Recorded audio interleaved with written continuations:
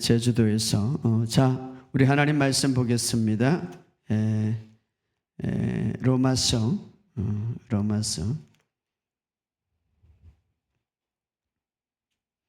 5장 17절부터 21절까지 같이 읽겠습니다. 로마서 우리 5장 17절부터 21절까지 시작. 한 사람의 범죄로 말미암아 사망이 그 한 사람을 통하여 왕노하여진즉 더욱 은혜와 의의 선물을 넘치게 받는 자들은 한 분 예수 그리스도를 통하여 생명 안에서 왕노하리로다. 그런즉 한 범죄로 많은 사람이 정죄에 이른 것 같이 한 어려운 행위로 말미암아 많은 사람이 어렵다 하심을 받아 생명에 이르러니라. 한 사람이 순종하지 아니함으로 많은 사람이 죄인된 같이 한 사람이 순종하심으로 많은 사람이 의인이 되리라. 율법이 들어온 것은 범죄를 더하게 하려 함이라. 그러나 죄가 더한 곳에 은혜가 더욱 넘치난 이는 죄가 사망 안에서 왕노한 것 같이 은혜도 또한 한 의로 말미암아 왕노하여 우리 주 예수 그리스도로 말미암아 영생에 이르게 하려 함이라. 아멘. 여러분의 삶 속에 오늘도 놀라운 하나님의 은혜가 넘치시기를 예수 이름으로 선포합니다. 우리의 삶 속에 주님이 함께 하심을 믿으시기를 주의 이름으로 축복합니다. 여러분의 삶 속에 오늘도 새로운 기름 부음이 부르지기를 예수 이름으로 선포합니다. 우리 이렇게 외칠 수 있습니다. 한번 이렇게 고백합시다. 하나님의 생명이 내 안에 있다. 하나님의 의가 내 안에 있다. 그리스도 안에서 하나님의 의가 내 안에 있다. 나는 하나님의 의를 받았습니다. 그러므로 나는 이 세상에서 승리자입니다. 실패하지 않습니다. 난 두려워하지 않습니다. 난 두려워하지 않습니다. 할렐루야. 오늘 여러분의 삶 속에 놀라운 돌파가 있을 것을 예수 이름으로 선포합니다. 계속해서 여러분 믿음을 고백하시기 바랍니다. 믿음을 계속 고백하시기 바랍니다. 제가 부산 집회 이후에 간증을 굉장히 많이 들어요. 왜냐하면 계속해서 그냥 고백하라고 그러니까 한 일주일 동안 고백을 하니까 너무 좋고 또 사업장도 풀어지고 역사가 일어나는 것을 제가 간증을 듣는데 여러분 우리의 삶 속에 간증이 있기를 주의 이름으로 축복합니다. 주님이 내 안에 있기 때문에 하나님의 생명이 내 안에 있기 때문에 간증이 있을 수밖에 없습니다. 자, 예수님께서는 이미 2000년 전에 모든 것을 완성하셨습니다. 그러므로 우리가 모든 것에 그 안에서 안식하는 삶을 살아가시기를 주의 이름으로 축복합니다. 십자가에서 자기의 모든 것을 우리에게 다 주셨습니다. 십자가에서 이미 우리에게 다 주었기 때문에 우리가 거기에 안식하는 사람, 그것이 바로 하나님이 기뻐하는 것이고 예수님이 우리를 향하여 바라는 소원입니다. 그것은 바로 우리를 향한 사랑이기 때문에 할렐루야. 십자가를 지시고 모든 것을 다 이루셨던 모든 것을 다 지불하시고 우리의 모든 필요를 다 이룬 그 근거는 바로 그분의 사랑이에요. 사랑. 바로 지금도 그 사랑이 계속 지속되고 있음을 믿으시기를 주의 이름으로 축복합니다. 이제는 우리가 무엇을 묻고 무엇을 의지하고 무엇을 붙잡고 가는가, 바로 그분의 사랑을 의지하고 우리의 시선이 그분의 사랑에 집중한다면 여러분의 믿음은 흔들리지 않을 것입니다. 할렐루야. 자, 주님의 사랑을 계속 의식하시기 바랍니다. 여러분 십자가의 그 고통과 고난과 아버지의 모든 그분은 하나님과 동력되심을 버리시고 이 땅에 육신의 몸을 입고 바로 이 땅의 종으로 오셨던 이유는 바로 우리를 사랑해서 오신 거예요. 그런데 그 사랑은 지금도 계속해서 흐른다 이 말이에요. 그런데 그 사랑을 우리가 의식하고 집중한다면 여러분의 삶 속에 놀라운 평안과 기쁨이 넘칠 것입니다. 할렐루야. 주님의 사랑이, 우리를 향한 주님의 사랑이 당신의 피와 당신의 물 한 방울 남기지 않고 우리를 다 쏟아부었단 말이에요. 자, 그런데 지금도 그 사랑이 흐르고 있다 이 말이에요. 오늘 이 사랑을 믿으시기를 주의 이름으로 축복합니다.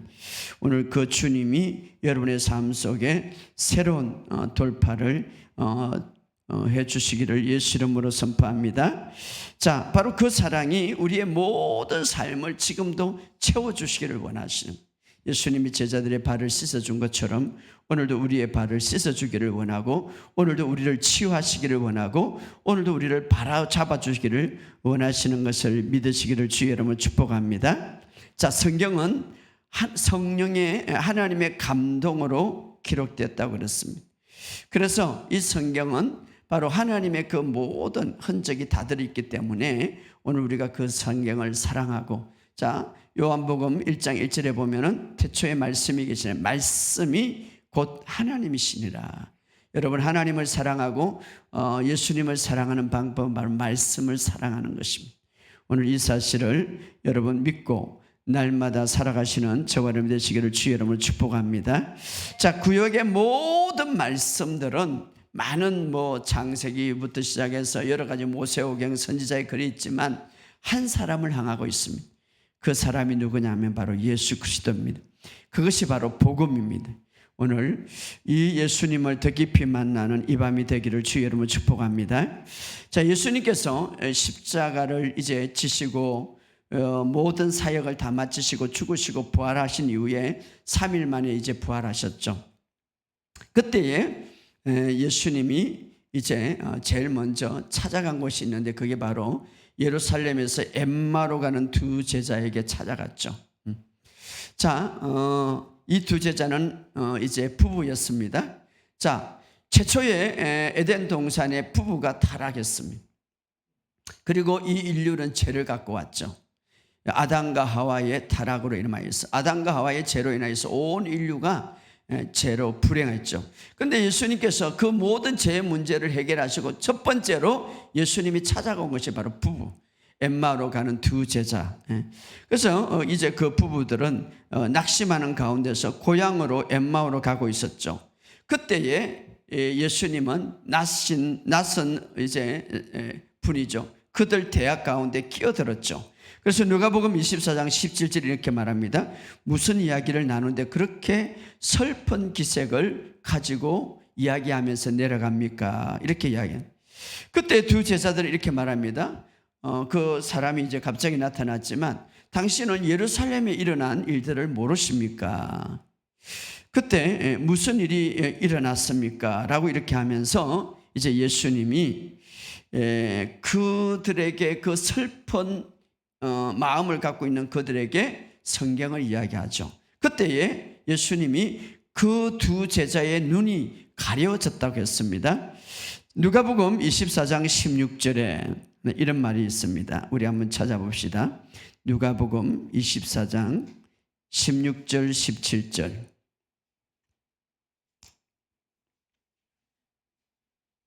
누가복음 24장 16절 17절 시작.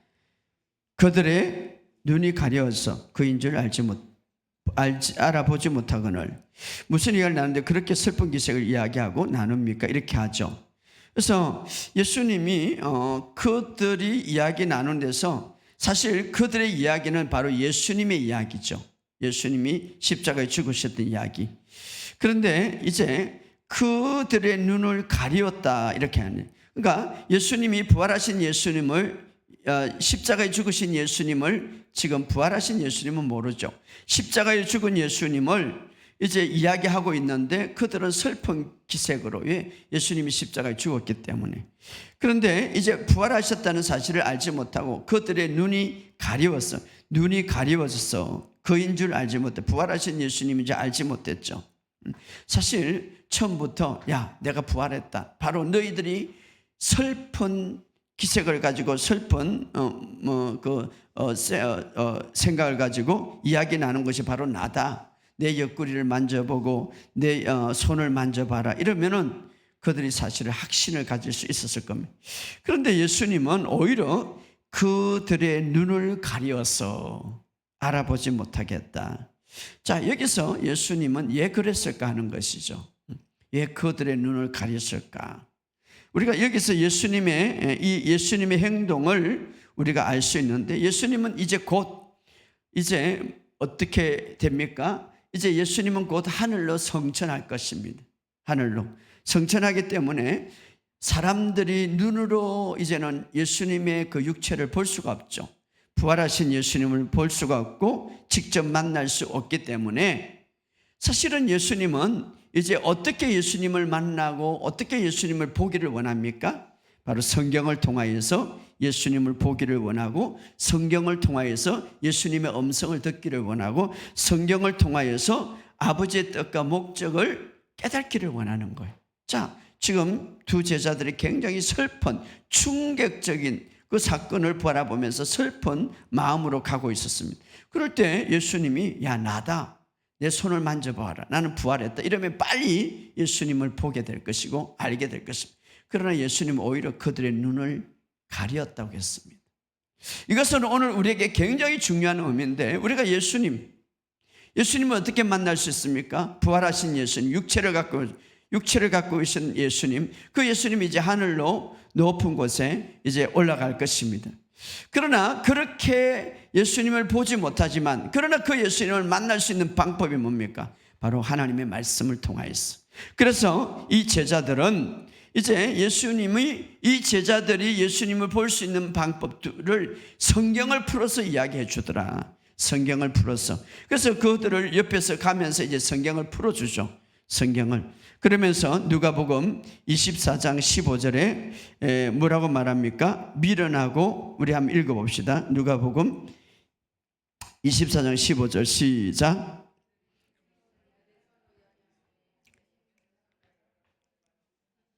미련하고 선지자의 말한 모든 것을 마음에 더디 믿는 자여 이렇게 말하죠. 자, 여기서 예수님께서 성경을 풀어주기 전에 그들에게 이야기를 하면 미련하고 선지자들이 말한 모든 것을 더디 믿는 자여 이렇게 말합니다. 믿는 자여, 더디 믿는 자여. 예. 자, 여기는 우리가 교회에서 두 종류의 사람이 있습니다. 자, 예수님이 살아계실 때에 예수님이 분명히 부활할 것을 이야기해 주었습니다. 그런데 여기서 보면 미련하고 미련하다는 말, 이 말은 헬라어로 보면 진리를 모른다 이 말이에요. 진리를 모른다. 미련하다. 교회는 두 종류의 미련하다. 이 복음의 진리를 모른다. 사실 복음의 진리, 예수님이 갖고 온 이 복음의 진리는 믿음의 뿌리죠. 유앙겔리오는 기쁜 소식이죠. 교회의 핵심이죠. 자, 저는 이 한국 집회를 이렇게 보면서 이번에도 부산 집회를 갔다 왔는데 정말 안타까운 것은 장로가 되고 권사가 되고 그렇게 오래됐는데도 예수님, 교회의 가장 핵심은 교회의 주인공은 예수님이에요. 우리가 예수님을 믿어요. 예수님을 모른다는 거예요. 예수님이 죽으시고 부활하신다는 사실, 예수님 우리 죄를 위해서 죽었다는 사실, 이것밖에 모르는 거죠. 한 50%를. 그래서 미련하다. 예수님에 관한 말씀을 알지 못한다 이 말이에요. 미련하다. 그 다음에 마음에 더디 믿는 자여. 복음은 알지만 성경은 알지만 너무 지식으로 아는 거죠. 더디 믿는 자여. 마음으로 믿지 못한다. 마음으로. 교회 안에는 두 종류의 성도들이 있습니다. 정말 이 복음의 핵심, 복음의 진리, 예수님에 관한 것을 온전히 모르는 사람들이 많아요. 그래서 치유학교를 하고 있는 거예요, 사실은. 예수님에 대해서 모르는 거예요. 두 번째, 마음에 더디 믿는 자. 선지자의 말한 것을 마음에 더디 믿는 자. 선지자들은 누구에 대해서 말합니까? 예수님에 대해서 말하는 거죠. 그런데 그것을 알아요. 예수님이 구원자인 걸 알아요. 우리는 성경을 읽습니다. 성경의 지식을 많이 갖고 있습니다. 그러나 머리로만 알고 있지 마음으로는 믿지 못한다 이 말. 더디 믿는 자요. 자, 그래서 이 모든 사람들을 이제 가리키고 그들을 치유하기 위해서 예수님은 어떻게 말합니까? 누가복음 24장 27절을 읽어봅시다. 시작. 모세와 모든 선지자의 글로 시작해 모든 성경에 쓴 바 자기에 관한 것을 자세히 설명하더라. 자, 미련하다라는 이 미련하고 선지자들이 말한 모든 것을 마음에 더디 믿는 자에게 치유하는 방법은 바로 모든 성경에 쓴 바 누구에게 자기에 관한 것을 자세히 설명하더라. 성경 전체는 누구에 관해서 이야기하고 있습니까? 예수님에 관해서. 그래서 모세는 모세오경을 말하죠. 모든 선지자 글, 모세오경뿐만 아니라 모든 선지자의 글, 성경 전체 여기 보면 모든 성경에 쓴 바, 따라합시다. 모든 성경에 쓴 바, 자기에 관한 것을 자세히 설명하더라. 교회 안에는 두 종류의 사람이 있습니다. 미련한, 복음에 대해서 모르는 거예요. 뿐만 아니라 알지만은 지식으로 아는 거예요. 더디 믿는 사람, 믿지를 못한. 자, 그들에게 무엇을 이제 예수님이 치유하십니까? 모든 성경에 대해서 자기에 관한, 자기는 예수님에 관한 것을 자세히 설명하더라. 이것이 바로 치료하는 방법이죠. 여러분, 구약으로부터 시작해서 신약에 이르기까지 예수님에 관한 말씀을 듣고 들을 때에 믿음이 생기고, 그럴 때에 우리의 믿음이 바로 서고 치유가 일어나는 거예요. 할렐루야. 신구약을 통하여서 예수님에 관한 말씀을 듣고 들을 때에 치유가 일어나는 거예요. 자, 그래서 바로 그들이 이제 내려가는 동안에 예수님이 자신에 관한 것이라는, 바로 예수님에 관한 것을 계속 설명해 주죠. 오늘 이것은 우리에게 굉장히 중요한 사건들이에요. 예수님이 하늘로 승천하기 직전에 예수님이 부활하셔서 맨 먼저 찾아온 것이 바로 이곳이에요. 바로 이곳에서 직접 예수님이 하나님의 말씀을 풀어주시고, 어떤 자들에게 어떻게 해야 믿음이 바로 서고, 어떻게 해야 치유가 일어나고, 어떻게 해야 믿음이 바르게 성장하고 바르게 하는가를 우리에게 가르쳐 주는 거예요. 지금 이 부분은 슬픈 기색으로서 굉장히 두려운 마음으로 낙심과 절망 속에 걸어가는 거예요. 오늘 우리 속에 낙심과 절망 가운데 우리가 믿음이 서지 않고 우리에게 어떤 모든 문제 있을 때에 어떻게 치유되는가를 우리에게 이야기해 주고 있죠. 예수님이 직접 가셔서 그들에게 이제 모든 성경은 자기에 관한 것을 자세히 설명하더라. 여러분이 그래서 말씀을 듣는 것이 얼마나 중요한지 몰라요. 근데 말씀을 들을 때에 예수님에 관한 말씀을 듣는 것이 얼마나 우리에게 소중한지 몰라요.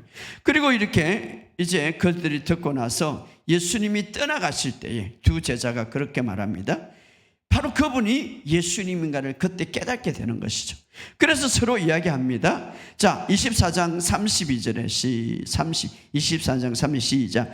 그들이 서로 말하되 길에서 우리에게 말씀하시고 우리에게 성경을 풀어주실 때에 우리 속에 마음이 뜨겁지 아니하냐. 자, 여기 굉장히 중요해요. 이제 예수님을 발견할 때 이제 예수님은 이미 떠나가 버렸어요. 그럴 때에 길에서 우리에게 말씀하시고 우리에게 성경을 풀어주실 때에, 자, 여러분, 우리는 하나님의 말씀이 주어졌는데 이것을 우리가 풀어서 이 말씀이 도대체 무엇인지, 누구에 관한 말씀인지를 자세하게 알아야 돼. 그래서 설교가 필요한 거예요. 그런데 그 설교는 예수님에 관한 말씀, 그렇게 풀어줄 때에 마음속에 뜨거워지지 않느냐. 성경을 풀어줄 때. 자, 오늘 이것은 굉장히 중요합니다. 여러분, 그리스도에 관한 말씀, 예수님에 관한 말씀을 들을 때에 여러분의 마음이 뜨거워지는 거예요. 할렐루야. 뜨거워지는, 다른 말이 아닌, 자, 여기 보면 성경을 풀어줄 때, 아까의 자기에 관한 말씀을 자세히 설명해 줄 때, 우리가 예수님의 말씀을 자세히 듣고 예수님의 말씀, 이 성경을 통하여서 예수님의 말씀, 예수님에 관한 말씀을 들을 때에 어떤 역사가 일어나는가? 마음이 뜨거워지는 거예요. 할렐루야. 영이 활성화되는 거예요. 영이 능력을 이제 일으키는 거예요. 할렐루야. 예수님에 관한 말씀을 들을 때 마음이 뜨겁고 믿음이 생긴다, 이 말이에요. 예수님은 믿음의 시작이요 믿음을 완성케 하신 분이기 때문에. 그래서 여러분의 설교가 어떤 것에 집중해야 되는가? 오늘 설교자는 어떤 것에 설교를 해야 되는가? 마음이 뜨거워져야 되는 거예요. 근데 마음이 뜨거워지려면은 도덕적이고 윤리적이고 율법적인 설교 아니라 예수님의 말씀을 들어야 된다, 이 말. 할렐루야. 오늘 설교자와 오늘 사역자, 목사들의 임무이기도 하죠. 성경 말씀을 통하여서 예수 그리스도를 바로 보게 하는, 이게 목적이에요. 제가 설교하는 목적은 주님을 바로 보게 하는 거예요. 여러분이 도덕적으로 윤리적으로 행하기 전에 가장 중요한 것은 주님이 누구인가를 바로 보게 하는 거예요. 할렐루야. 그리고 바르게 성경을 해석할 때에 성도들의 마음이 뜨거워지는 거예요. 할렐루야. 오늘 하나님의 여러분이 설교를, 예수 그리스도에 관한 설교를 들을 때에 바른 해석을 이제 들을 때에 마음이 뜨거워지는 거예요. 믿음이 생기는 거예요. 그때 능력이 나타나는 거예요. 오늘 여러분의 삶 속에 그런 역사가 있기를 주의 이름으로 축복합니다. 구약 성경 전체는 사실 복음은 아닙니다. 그러나 오늘 예수님이 복음을 갖고 왔기 때문에 구약 전체를 풀어야 되는 거예요. 어떻게? 복음으로. 바로 복음으로 해석해서 그 속에 무엇을 보아야 됩니까? 예수님을 보아야 되죠. 그래서 예수님이 모세로부터 시작해서 모든 선지자의 글에 관해서 풀어주더라. 어떻게? 이것은 자기에 관한 것에 가시라고 설명을 듣더라. 오늘 우리의 삶 속에 정말 이 성경을 통해서 주님의 말씀을 들을 때에 여러분 속에 뜨거움이 있기를 주의 이름으로 축복합니다.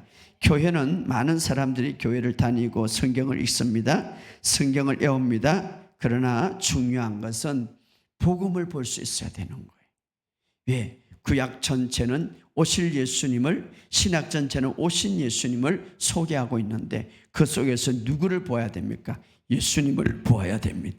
오늘 그런 역사가 있기를 주의 이름을 축복합니다. 그래서 로마서 10장 17절에는 믿음은 들으면서 나고 들음은 그리스도의 말씀이라. 따라합시다. 믿음은 들으면서 나고 들음은 그리스도의 말씀이라. 그리스도에 관한 말씀입니다. 그리스도에 관한 말씀. 원문에 보면 믿음이 어떻게 온다고요? 그리스도에 관한 말씀을 들을 때에. 할렐루야. 여러분의 삶 속에 믿음이, 하나님 목사님 나에게는 믿음이 있으면 좋겠습니다. 오늘 성경은 우리에게 말합니다. 믿음은 예수님에 대한 말씀을 들을 때 온다 이 말이에요. 그래서 오늘 여러분이 이제 이 마지막 때 정말 바른 믿음을 가져야 돼. 그런데 중요한 것은 그리스도에 관한 말씀을 많이 들으시기를 주의 이름으로 축복합니다.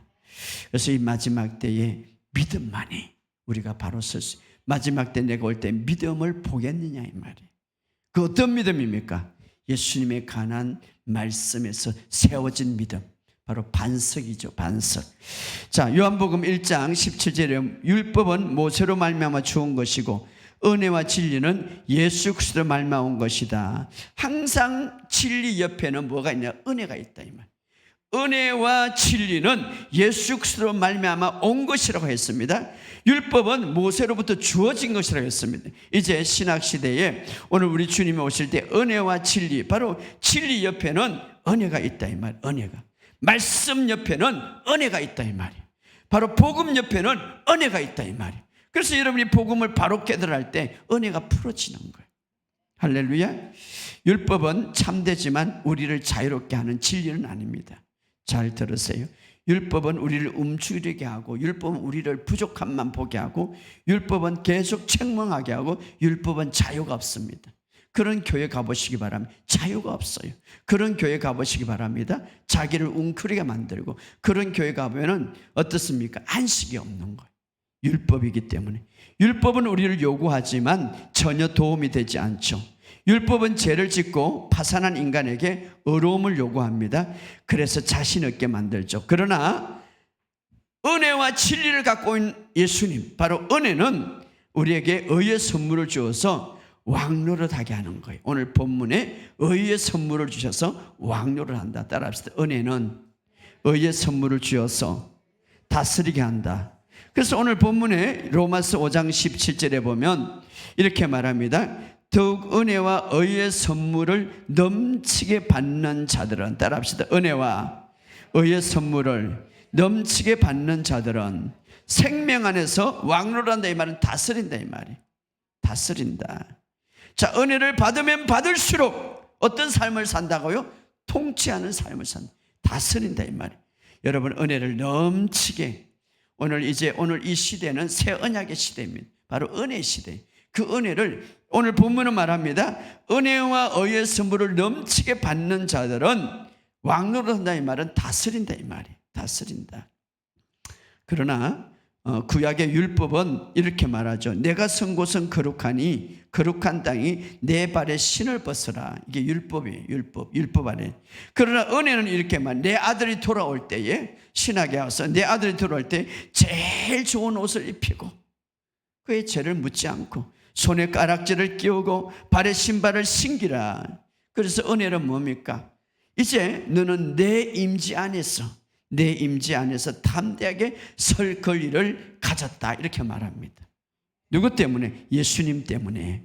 자, 첫 번째 오순절 날 이스라엘 백성들에게 이스라엘 백성 첫 번째 오순절 날 이게 그 시내산에서 보면 첫 번째 오순절 날이죠. 그때에 이스라엘 백성들에게 율법이 주어진 날인데 그때 그들 율법 아래 있었기 때문에 그들이 범죄할 때 어떻습니까? 시내산 기슭에서 3,000명이 죽고 말았습니다. 그러나 신약에 와서 새 언약 아래에서 첫 번째 오순절 날 새 언약에서 은혜 아래 있을 때에 그때 성령이 주어서 3,000명이 회개하고 구원받는 역사가 일어나는, 은혜는 이렇게 우리에게 놀라운 일들이 있는. 그래서 오늘날 설교는 어디에 맞춰야 되는가? 시내산 즉 율법산에 있는 게 아니라 시온산 바로 은혜산으로 옮겨졌습니다.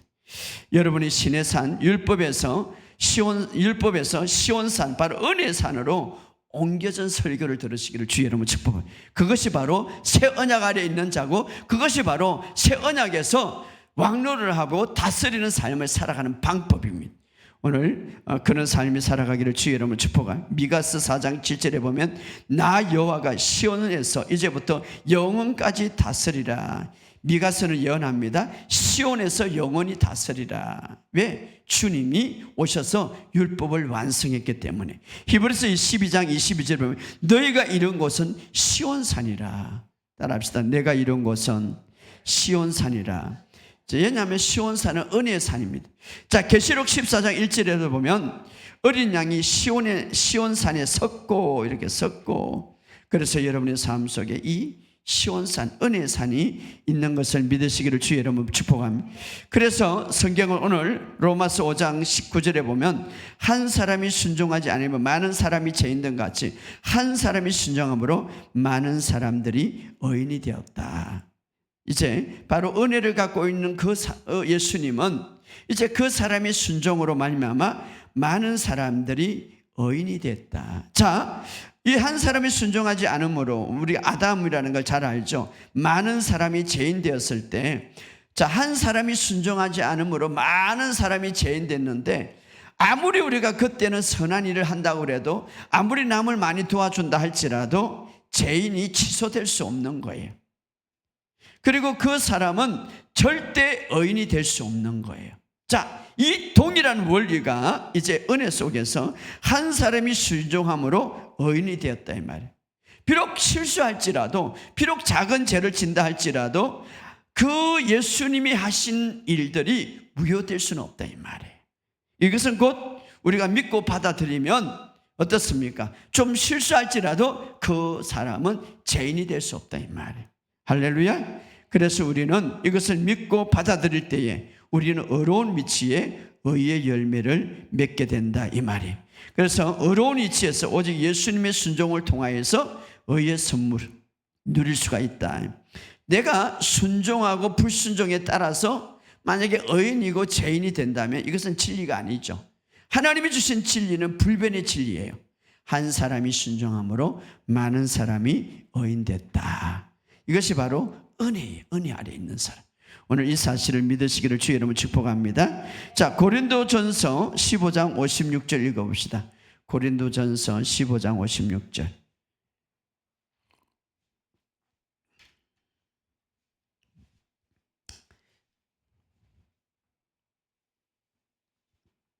자, 고린도전서 15장 56절 시작.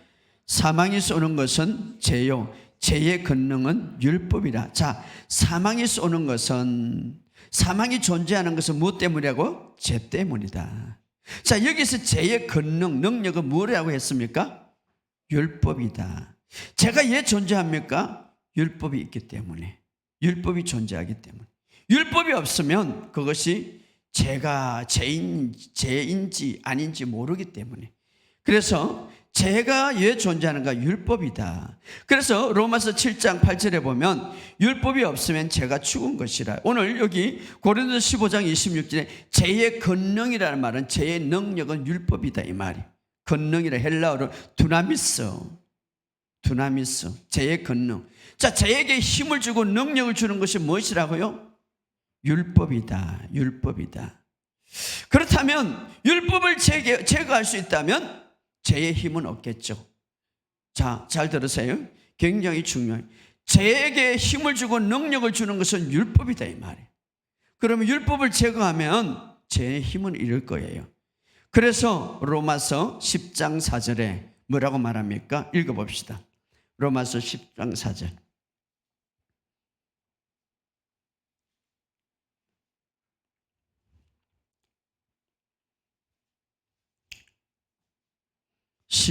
로마서 10장 시작.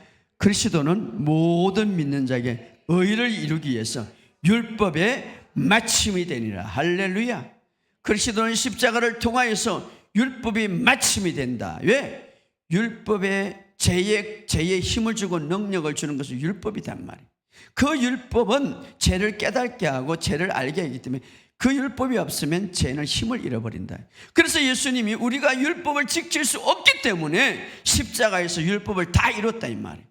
우리 대신해서. 그래서 우리의 여기 보면 의를 이루기 위해서 그리스도는 모든 믿는 자에게 의를 이루기 위해서 율법의 마침이 되었다. 할렐루야. 율법의 마침이 되었다. 그래서 더 이상 여러분 율법의 지배를 당하지 않습니다.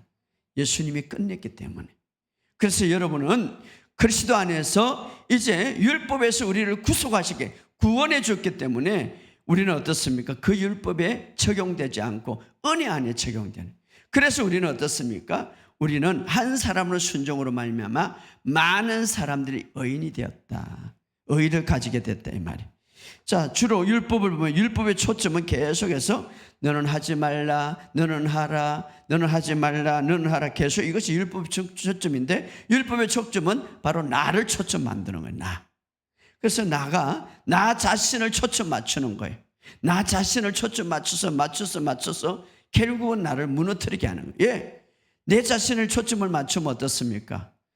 다 부족한 것밖에 없는 거죠. 다 부족한. 그러나 은혜는 나 자신을 초점 맞추는 게 아니라 이렇게 말하면 내가 내 마음에 율법을 새기노라. 내가 너의 하나님이 되겠다. 내가 너의 불의의 자비를 베풀겠다. 내가 너의 죄를 다시는 기억하지 않겠다. 누구의 초점을 맞춥니까? 예수님을 초점 맞추는. 바로 은혜는 예수님을 내가 하겠다 하시는 예수님을. 은혜는 누구의 초점을 맞춥니까? 예수님을 맞추는 거예요. 율법은 누구의 초점을 맞추는가? 나를 맞추게 하는 거예요. 굉장히. 그래서 우리는 지금 이제는 예수님이 다 이루신 그 일에 초점을 맞추고 간다면 여러분은 성리의 삶을 살아간다 이 말이에요. 오늘 이 사실을 믿으시기를 주의 여러분 축복합니다. 주님은 이미 다 이루었어요. 자, 제가 늘 말한 대로 창세기 보면 에덴 동산의 모든 것을 다 만드시고 마지막 인간을 만드시고 첫 번째 이제 주어진 날이 안식일 날이에요. 안식은 뭡니까? 주님 하나님이 창조하신 창조 그 모든 것을 누리는 거죠. 자, 우리가 이제 새롭게 태어나기 전에 예수님이 이미 십자가에서 다 이뤘다면, 그래서 우리는 이제는 그것을 바라보고 살아가는 거예요. 이것이 바로 은혜의 모습, 은혜 아래에서. 그래서 믿음을 완성케 하신 예수님을 초점을 맞추는 거예요. 모든 것을 완성하셨다 이 말이에요. 그래서 여러분 우리가 기도할 때에 승리를 위해서 기도하는 것이 아니라 이미 우리에게 다 이뤘다 이 말은 너희가 승리했다 이 말. 승리의 자리에서 기도하는 거예요. 할렐루야. 그래서 우리의 기도는 힘이 있어요. 그래서 우리의 기도는 간단해요. 예수 이름으로 나는 승리했다. 명령하고 선포하죠. 우리가 치유를 위해서 기도할 때도 치유를 받기 위해서 기도하는 게 아니라 이미 치유를 주신 그 위치에서 이미 치유의 자리에서 기도하는 거예요. 그래서 나는 건강하다, 나는 치유받았다 이렇게 말하는 거예요. 할렐루야.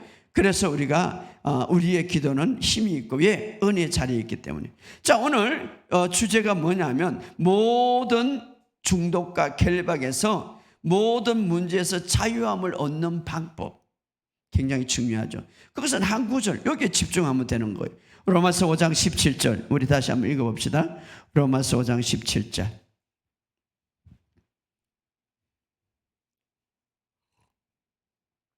시작. 한 사람의 범죄로 말미암아 사망이 그 한 사람을 통하여 완후한 자, 더욱 은혜와 의의 선물을 넘치게 받는 자들은 한 분 예수 그리스도를 통하여 생명하셔. 자, 한 사람의 범죄로 말미암아 사망이라는 것은 꼭 죽음뿐만 아니라 죽음과 관련되는 모든 것, 질병, 죽음의 형태로 다가오는 것이 질병이죠. 가난, 죽음의 형태로 다가오는 가난이 저주, 죽음의 형태로 가져오는 바로 그런 것들이 우리를 다스렸다 이 말이에요. 그런데 더욱 은혜와 의의 선물을 넘치게 받은 자들을, 자 여기 보면 더욱 은혜와 의의 선물이라고 그랬습니다. 은혜와 의는 선물이에요. 넘치게 받는 자들은 생명 안에서 다스린다. 무엇을? 사망을 다스리고 사망과 연결되는 질병을 다스리고 중독을 다스리고 문제를 다스린다 이 말이에요. 다스리기 전에 무엇을 받습니까? 은혜와 의의 선물. 그래서 우리가 계속해서 지나치지 않아도 이 은혜를 강조하고 은혜를 넘치게 받으시라 이 말이에요. 할렐루야. 은혜와 의의 선물을 넘치게 받게 한 자들은 한 분 예수 그리스도를 통하여서 왕노를 한다. 왕은 다스린다 이 말이에요. 할렐루야. 이미 십자가에서 다 이뤘기 때문에. 그래서 여러분, 예수님이 십자가에서 죄가 되시고 바로 십자가에서 모든 것을 이뤘기 때문에 그분 앞에 영광 돌리는 방법이 뭡니까? 주님, 저는 십자가에서 다 이룬 것을 제가 믿고 이제 은혜와 의의 선물을 제가 넘치게 받습니다. 이렇게 계속해서 고백하는 사람이 예수님께 영광을 돌리는 거예요. 왜? 십자가는 바로 그것을 주기 위해서 당했기 때문에. 여기 보면 은혜와 의의 선물을 넘치게 받는 자들은 모든 것에서 다스린다 이 말이에요. 결박에서 풀어나고 질병에서 가난에서 풀어난다 이 말이에요. 여러분이 정말 생명 안에서 왕노를 할 때에 마귀는 떠나갈 수밖에 없는 거예요. 할렐루야. 생명 안에서 왕노를 할 때는 다스린다. 왕노를 하면 다스린다. 마귀는 떠나갈 수밖에, 가난은 떠나갈 수밖에 없는, 중독은 떠나갈 수밖에 없는, 두려움은 떠나갈 수밖에 없는, 심지어 암덩어리는 떠나갈 수밖에 없는 거예요. 왜? 은혜와 의 선물을 넘치게 받아서 다스리기 때문에. 생명에서 다스린다. 그럼 어떻게 받을 수 있습니까? 넘치게 받는다. 내가 그것을 선물이라고 그랬으니까 믿는 거예요. 주님은 이미 십자가를 통하여서 은혜와 의 선물을 넘치도록 너에게 풀어주고 있다. 내가 믿고 받는 거예요. 그래서 계속해서 여러분 이 고백하시면 따라합시다. 나는 오늘도 은혜를 넘치게 받습니다. 하나님의 의가 내 안에 있습니다.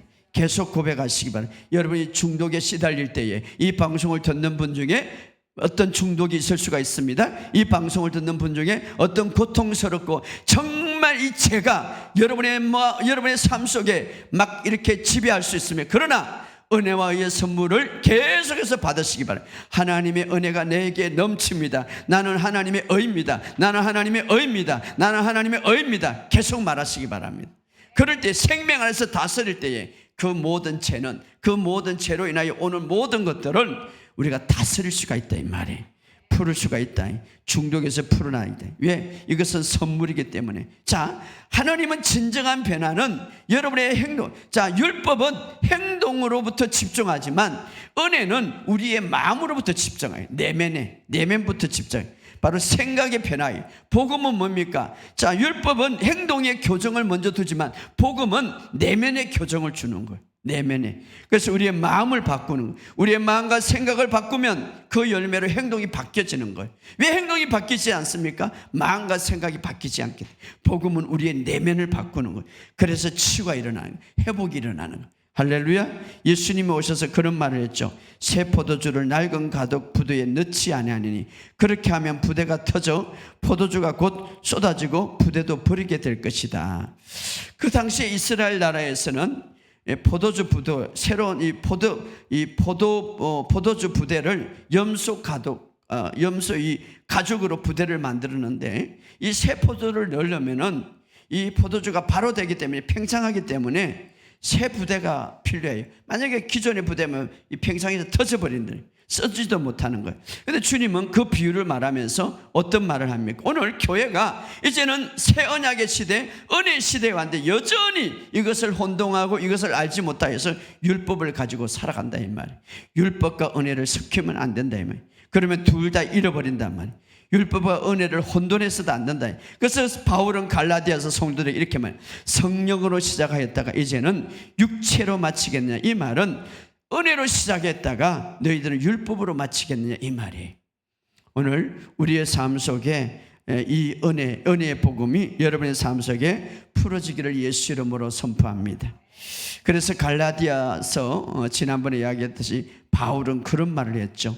갈라디아서 1장 7절부터 9절에 보면 다른 복음은 없나니 다만 어떤 사람이 너희를 교란하여 그리스도의 복음을 변하게 하려 함이라. 그러나 우리는 하늘로서 온 천사라도 우리가 너에게 전한 이 복음 외에는 다른 복음을 전하면 저주를 받는다. 저는 이 본문을 읽으면서 굉장히 도전을 받는 두 분이나 이제 말을 했죠. 우리가 전하거나 말하거나 내가 다시 말하니 만일 누구든지 너희가 받은 것 외에 다른 복음을 전하면 저주를 받는다. 여러분 성경에서 신학에는 저주라는 단어가 없는데 그런데 바울은 강력하게 성령에 이끌려서 다른 복음을 전하면 저주를 받는다. 이 다른 복음이 뭡니까? 그럼 바울이 전하는 복음이 뭡니까? 은혜의 복음이죠. 바울이 전하는 복음은 뭡니까? 갈라디아서 로마서 보면 바로 의의 복음이죠. 너희는 새 언약에서 이제는 은혜 안에 있다 이렇게 말하고 있습니다. 그 다른 복음을 전하면 그러나 은혜의 복음, 의의 복음을 전할 때 하나님의 축복이 풀어지는 거예요. 저는 그것을 많이 느껴요. 이 방송을 듣고 이 설교를 듣는 분들이 치유가 일어나니까 이 복음을 듣고 그들의 마음에 안식이 있으니까 오늘 여러분의 삶 속에 이제는 우리가 새 포도주는 이제 새 부대에 넣듯이 이제는 완전히 율법의 마침이 주님이 이루었기 때문에 은혜 안에 살아가기를 주의 이름으로 축복합니다. 은혜는 나를 중심으로 하는 게 아니라 바로 주님을 중심으로 살아가는. 자, 마지막으로 우리가 12제자들은 예수님과 함께 3년 동안 먹고 자랐는데 자, 유대인들은 주로 보면 제자들은 유대인들, 이스라엘 주로 율법의 그 사상이 항상 그들이 예수를 믿고 따라다녀도 그 사상이 있었어요. 그래서 신앙생활 할 때 항상 그것들이 흘렸죠. 오늘 우리도 마찬가지. 너무나 우리의 전통적이고 우리가 너무나 전통적으로 배웠기 때문에 여전히 우리의 생각 속에 율법이 흐를 수가 있어요. 그러나 두 가지 혼란시키면 안 된다 이 말. 자, 우리가 예수님의 제자 중에 베드로 아주 훌륭한 사람이죠. 요한을 보겠는데 베드로 요한 예수님이 십자가로 직전에 베드로는 예수님을 부인하죠. 그때 이제 잡히시던 날에 예수님이 이렇게 말했죠. 오늘 내가 닭이 울기 전에 나를 3번 부인하리라. 그때 베드로는 이제 제자들 가운데서 이렇게 말하죠. 모든 사람이 주를 버릴지라도 나는 결코 버리지 않겠다. 요한복음은 주를 위해서 내 목숨도 버리지 않겠다. 누가복음은 내가 주와 함께 오게도 죽는데 가기로 각오하고 있습니다. 이렇게 베드로는 주님께 이야기를 했죠. 그러나 이제 정말 주님의 말씀대로 주님이 이제 신문 받을 때 3번이나 부인했죠. 그때에 나는 절대로 이제 심지어는 어떻습니까? 예수님을 저주하시면까지 부인했죠. 바로 예수님은 그때 이제 저주하면서 3번째 부인할 때 예수님의 말씀이 생각나고 성경에 보면 예수님의 눈과 베드로의 눈이 마주쳤다고 했습니다. 그때 심히 통곡하게 되죠. 자, 우리가 베드로의 신앙은 주로 어떤 신앙이면 열심히 열정적인 신앙이 있지만 그러나 베드로의 신앙은 율법적인 사고방식이 좀 갈려져 있었어요. 다시 말하면 자신을 향한 주님의 사랑을 집중하는 것보다 주님을 향한 자신의 사랑을 집중하고 있었죠. 그래서 나는 이렇게 나갑니다. 나는 절대 주님을 배반하지 않습니다. 자신의 사랑에 집중하고 자신의 헌신 중요하죠. 자신의 사랑, 자신의 충성 중요합니다. 그러나 베드로는 우리를 향한 주님의 사랑에 집중하는 것보다 베드로는 그 열정적인 신앙은 중요합니다. 그러나 바로 주님을 향한 자신의 사랑에 집중하고 살아갔던 신앙생활 스타일입니다. 그러나 요한 보시기 바랍니다. 요한은 어떤 신앙입니까? 바로 자신을 향한 주님의 사랑에 집중하고 있었습니다. 주님의 사랑.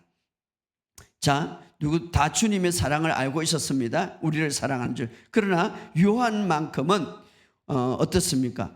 나를 향한 주님의 사랑에 집중하고 거기에 의지하고 살아갔습니다. 이것이 굉장히 중요한데요. 그래서 요한복음에 보면 요한을 통하여서 말과 행동이 항상 자신을 향한 주님의 사랑을 의지하고 있었습니다. 의지하고. 자, 그래서 이제 우리가 잘 아는 대로 마지막 만찬 때 말입니다. 그 유대인들은 그런 습관이 있죠. 만찬하고 비슷하게 누워가지고 같이 이야기하는. 근데 바로 예수님의 오른쪽에 누워서 가슴에 대고 있는 그 모습을 보는 거죠.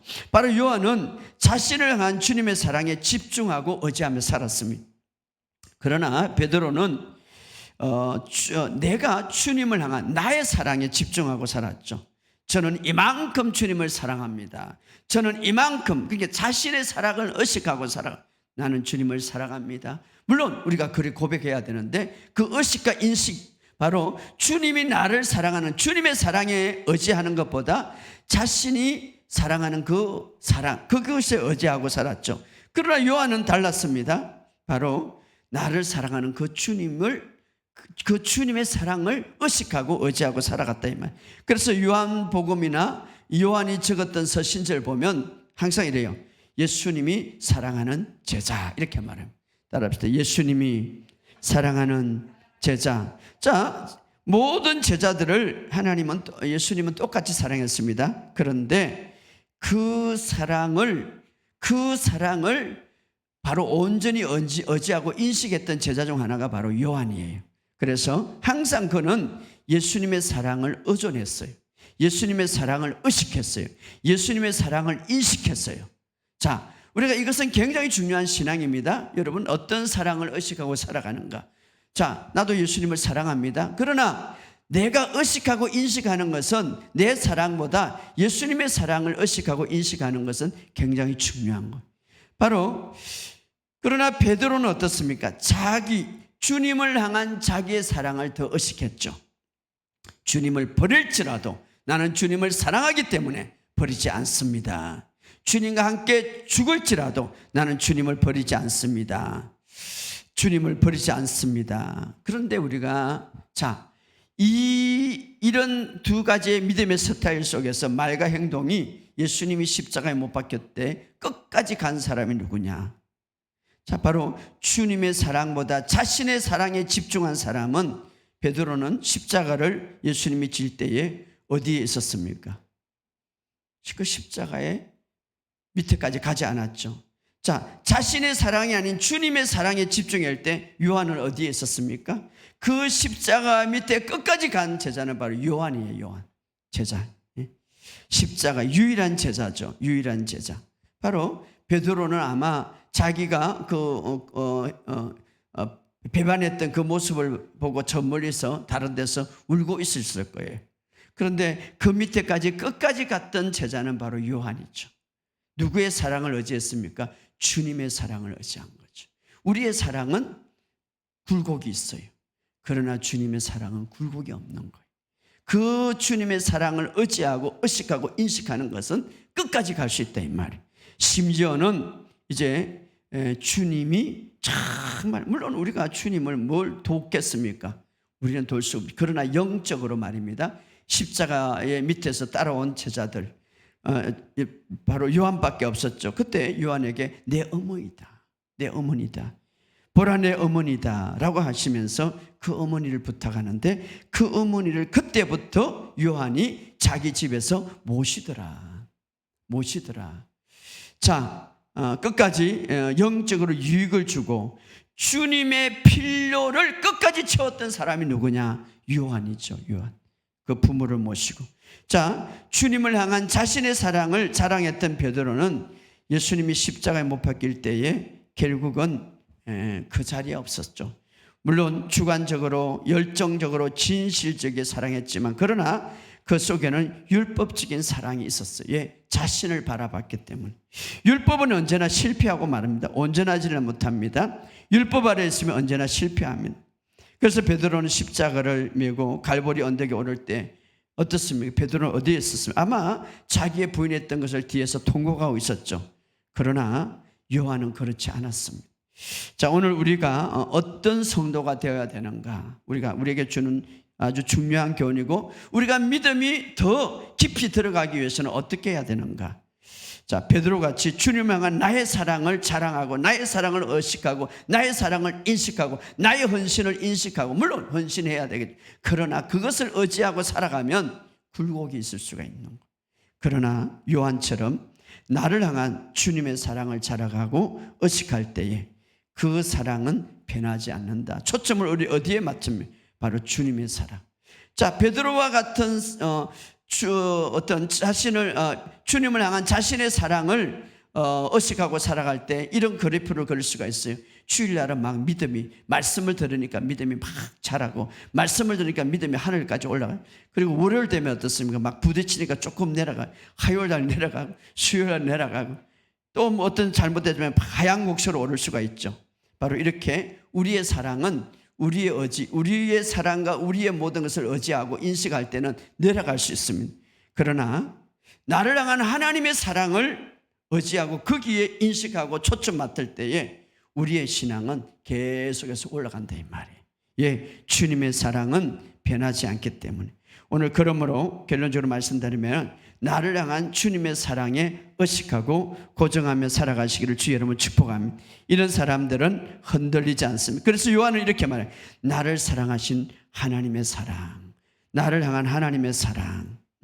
오늘 여러분이 이 사실을 믿고 요한 같은 그런 믿음을 가지시길 주의 이름으로 축복합니다. 이것이 바로 은혜 안에 사는 사람이. 자, 우리가 이 태양을 보면, 우리가 이제 그 초등학교 때 보면 태양이 막 낮에 비칠 때 말입니다.